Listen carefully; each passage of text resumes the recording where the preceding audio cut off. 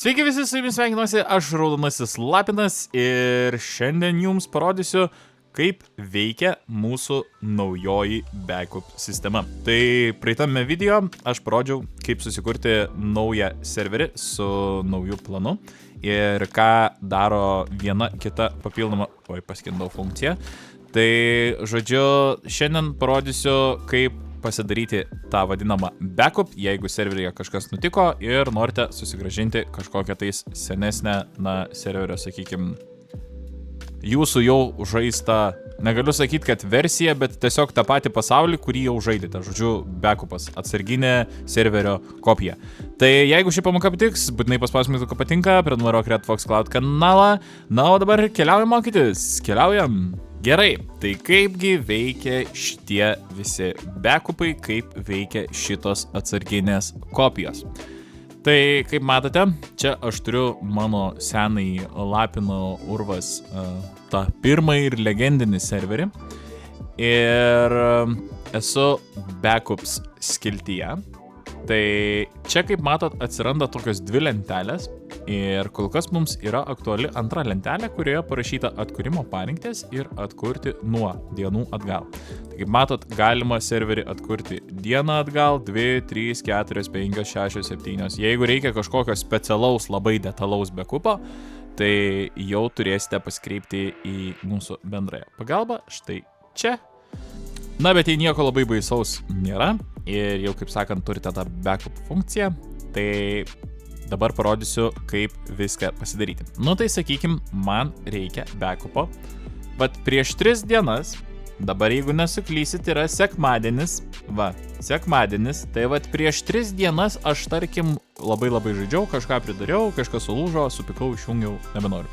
Tai aš pasirenku, kad man reikia prieš 3 dienas. Tai 3 dienų senumo, kitaip tariant, backupas.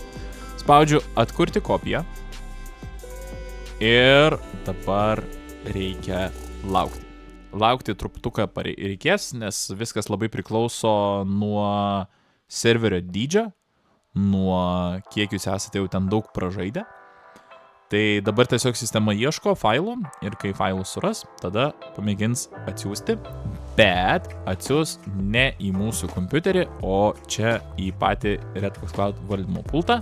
Tai dabar šiek tiek palaukiam ir tuoj viską parodysiu.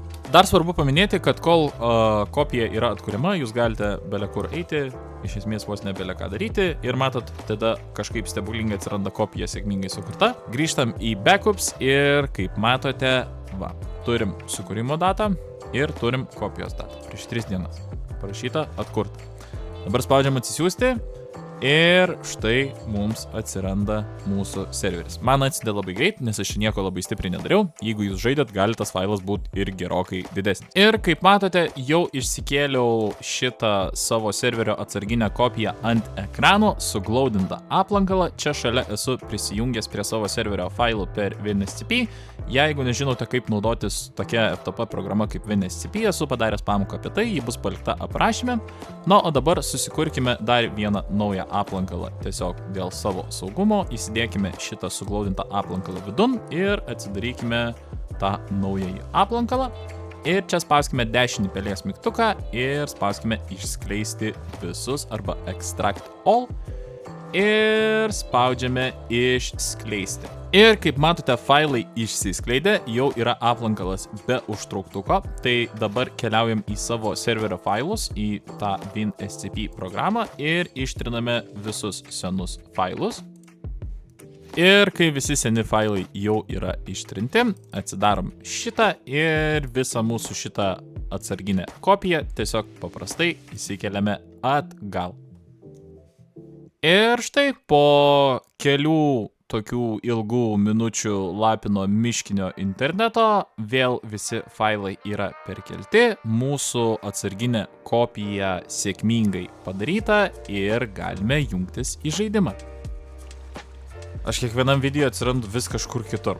Tai šitai paprasta yra susikurti Minecraft backupus ir įsikelti, kaip sakant, savo jau žaistą tą atsarginę serverio kopiją, jeigu kažkas nutiko. Su jumis buvo aš, Raudonasis Lapinas, tikiuosi jums šita pamoka labai patiko, jeigu patiko, būtinai prenumeruokite Red Fox Cloud, būtinai paspauskite mygtuką patinka ir jeigu mane žiūrite kur nors kitur, būtinai paspauskite širdelį ir sekite Red Fox Cloud.